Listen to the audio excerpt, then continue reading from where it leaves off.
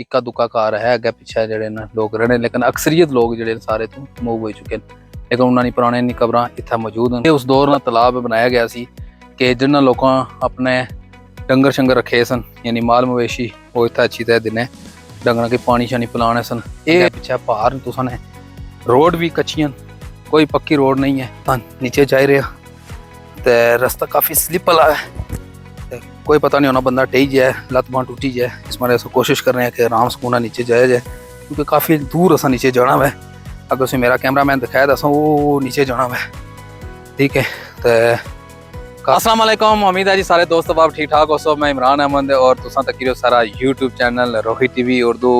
इस वक्त मैं मौजूद हाँ जी वादी बना खोरेटा ना बड़ा खूबसूरत एक पिकनिक पॉइंट है, यानी जिस जगह क्या है जरा कोट भट्टियाँ आज असा उत्थे आए हैं और इतना असा व्यू कर रहे हैं। बड़ा यकीनन खूबसूरत मौसम है। आज असा तुसा की भी अपने विलाग ने थ्रू इसना सारा नज़ारा कराने आज पिकनिक पॉइंट ना, और इस जंगल ना बिलखसूस, क्योंकि जंगल ही ज़्यादा खूबसूरत है, क्योंकि ठंडा है और बड़ी खामोशी है, बड़ा सन्नाटा है, ठंडी ठंडी हवा चीरानी चुलनी भी है और नाल कोयलां बोलनियां पियां, तितर बोलने पे, मोरों की आवाज़ भी चेष्टी भी है। तो बड़ा खूबसूरत मौसम है आज, बड़ा दिलकश नज़ारा है आज ना। और यकीनन तुसा सारे दोस्तों की ये जगह ज़रूर पसंद आई, सारे विलाग ने थ्रू तुसा ज़रूर देखो इसकी। और अगर तुसा सारे YouTube channel Rohit TV Urdu की सब्सक्राइब नहीं किया तो इसकी ज़रूर सब्सक्राइब करो और कोशिश करो कि नाल बेल आइकन की ज़रूर दबाओ, ताकि सारे हर नई अपलोड होने वाली वीडियो का नोटिफिकेशन सबसे पहले तुसों की जरूर पहुंचे जी। चलो फिर विजिट करो आज ने सारे नाल, चलो इलाका तुसों की आज दिखाने हैं जी। नीचे कितना खूबसूरत व्यू है, कच्ची सड़क है, सारे भाई रह बैठे न गए, जल्दी पहुंची आए सन। क्यों बैठे रहे हो जी? तकी सकने सारा कच्चा रास्ता है, लेकिन थोड़ा मुश्किल है, लेकिन कोई मसला नहीं।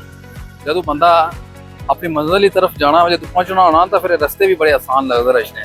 लेकिन जंगल ने अंदर इस तरह ना रास्ता हुआ है, कच्चा रास्ता, और तुम अगर सफ़र कर रहे हो तो यकीनन वो भी अपना अलग मज़ा दिखाना तुसा की। ये अस आई हैं जी माल जमीरी, जमीरी ने नाम पर मशहूर है। यह कब्रस्तान सो देखी सकने हो, ये कब्रस्तान बहुत पुराना कब्रस्तान है और इतना कई अरसा पहले लोग इतना आबाद सन, और जिसले बहुत ज़्यादा हालात ख़राब होने सन बॉर्डर ने सारे ने, तो फिर उस तो बाद लोग सारे इतों माइग्रेट होइए और उन्होंने पहलियां कबरां अज भी इत्थे मौजूद तुम देखी सकने हो। तो क्योंकि उन लोग इत्थे मौजूद नहीं रहे, कोई कोई कारण इक्का दुक्का घर है अगे पिछे जेडे ने लोग रहने, लेकिन अक्सरियत लोग जेडे सारे तो मूव हो चुके हैं। लेकिन उन्होंने पुराने कबरां इत्थे मौजूद हैं। पहले तो रास्ते बड़े मुश्किल हो रहे थे, लोग नहीं समझने, अजकल तो सोलो तो ये रास्ते मौजूद, सड़क निकली हैं, लोग अचने अपने प्यारियां के उत्थे फातह शातह खवानी करने वास्ते। यह नाल तलाब है, ये उस दौर नाल तलाब बनाया गया सी कि जिन्होंने लोगों अपने डंगर शंगर रखे सन, यानी माल मवेशी वो इत्थे अच्छी तरह दिने डंगर के पानी शानी पिलाने सन। ये पानी जड़ा वै बारिशों नाल इकट्ठा होना वै, जी बारिशां इत्थे होनियां उसने पानी सारा इत्थे इकट्ठा हो जाना, स्टोर हो जाना, फिर देर तक पानी इतना मौजूद रहना। गर्मियों अक्सर पानी खत्म हो जाने, लेकिन इस जगह पानी खत्म नहीं होना। तो चलो समझो कि जो होर अगे मजीद व्यू कराने। देखो टोटली पहाड़ी इलाका है सारा, अगे पिछे पहाड़, तुसा ने रोड भी कच्चियां, कोई पक्की रोड नहीं है और बड़ा खूबसूरत इलाका है, सुकून है। यकीनन सो सारे बंदे की इलाका बड़ा पसंद आई। ये सारे पिछे सारी आखिरी पोस्टां, इस तो बाद नीचे मकबूजा कश्मीर इलाका स्टार्ट हो जाएगा। चलो असों की कोशिश कराने वो ऊपर चलने हैं, उधर इलाके ना व्यू कराने असों के साथ। ये अगे जो जगह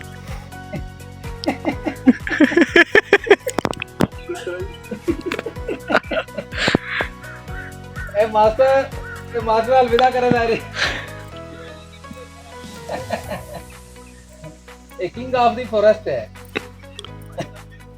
हाँ पहाड़ी इलाके में पराडो ये सारे भाई और जी बिछड़ी ये सन सारे दोस्त बाहर जेड़े ने दूर चले गए सन। असा इस रास्ते गए हैं, सब दूसरे रास्ते आई हैं और ये असा की ढूंढना है, सब पीछे पीछे गए कभी हाले मारने रहे नहीं, ऐसा नजर आया तो मुड़ी तो वापस आया वाले बैठे, ठंडी ठंडी हवा चलनी पियां, बड़ा मज़ा आ रहा, बड़ा खूबसूरत नज़ारा है। और असा अपने व्यूवर्स की इलाका जरूर दिखा सा। मेरा कैमरा मैंने कसम दिखाया था, नीचे भी तुम देखी सकने हो कितनी वो नीचे पहाड़ी तो स्टार्ट हो चढ़ना, इतना पहुँचे हैं और सारी मंजिल बस नज़दीक। ये दोस्तों सांस तो फुली गई है, लेकिन असा इस वक्त असा टॉप ऑफ दी माउंटेन जिसकी अस आखने आखिरी लास्ट कोने पर असा अच्छी पहुँचे हैं। और यकीनन तुसा के इलाका जरूर पसंद आई सी। असा तुसा की इसना इर्द गिर्द ना तमाम असा मनाजर तुसा के दिखाने हैं।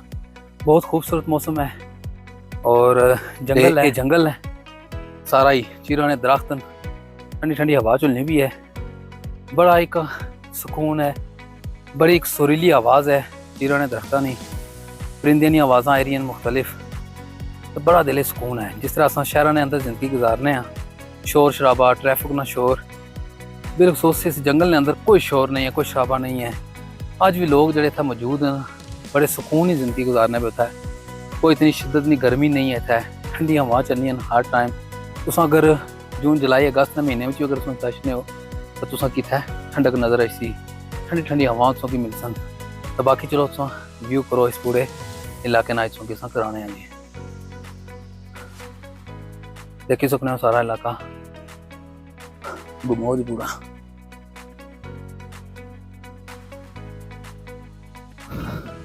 ये देखी सकने हो ये मकान सन पुराने जड़े इस तरह तबाह बर्बाद हो चुके हैं, क्योंकि लोग इतों शिफ्ट होइए। मकान अज भी था अपनी जगह विच मौजूद, रोड़ी हैं दीवारां शवारां अज भी चढ़ी हैं, छोटी छोटी दीवारां अज भी तुम देखी सकने हो कि ये मकान सी कमरा बनते आ पत्थर ना रुड़ी आ, इसने ना लगे। दूसरा कमरा ये है, दीवारां थोड़ी थोड़ी रहनी, बाकी सारी दीवारां रुड़ी हैं। इस तरफ ना अगर तुम व्यू करने हो तो देखी सकने हो कितना खूबसूरत जंगल है, यानी कि इसमें सब्ज़ा ही सब्ज़ा नज़र आई सी, सुकून ही सुकून है, सिर्फ परिंदियां दी आवाज़ा और कुछ नहीं है। तो यकीनन अगर तुसा फैमिली के आना चाहते हो तो इन्ना जैसे सारे अपने जंगल जड़े न कश्मीर ने कोट बटियां ने इतना ज़रूर रनो इन्ना की। यह भी एक मकान है, ये भी अपनी असल हालत मौजूद नहीं रहा, ये भी तो तकी सकना गिरी गया, दीवारां थोड़ी अजें भी हैं। वो नीचे एक मकान है देखी सकने हो, मन बदी है बूटे थले, ये पर मकान है, पीछे मक शक रही है उन्हें रही है। बाकी तुम कि इर्द गिर्द और कोई मकान नजर नहीं चला, यानी कि इक्का दुका मकान दूर दूर जगह पर है। ये सामने तुम की पहाड़ी ने पीछे तो कि इलाका सेरी ना नजर आ रहा, जबकि इधर आबर आलूद है, लेकिन इधर पीछे कोरेटा है। बाकी तुम देखो कितना खूबसूरत इलाका है। ये जो पीछे सामने नज़र आ रहा इलाका है सारा कश्मीर ना, मकबूजा कश्मीर ना इलाका। इस तरफ भी तुम मकान देखो, नीचे वो दूर दराज तक मकान नज़र आ रहे हैं। सामने फिर पहाड़ी है, मौसम आबर आलूद हुई है, लेकिन बारिश वाला मौसम बनना पाया, लेकिन फिर भी खूबसूरती है। चलो जी वापस असा हम जा रहे हैं, सो कि व्यू कराया असा ऊपर इलाके सारे ना आखिरी टॉप लिस्ट पर असा बैठे सो ऊपर, हूँ असा नीचे जा रहे हैं।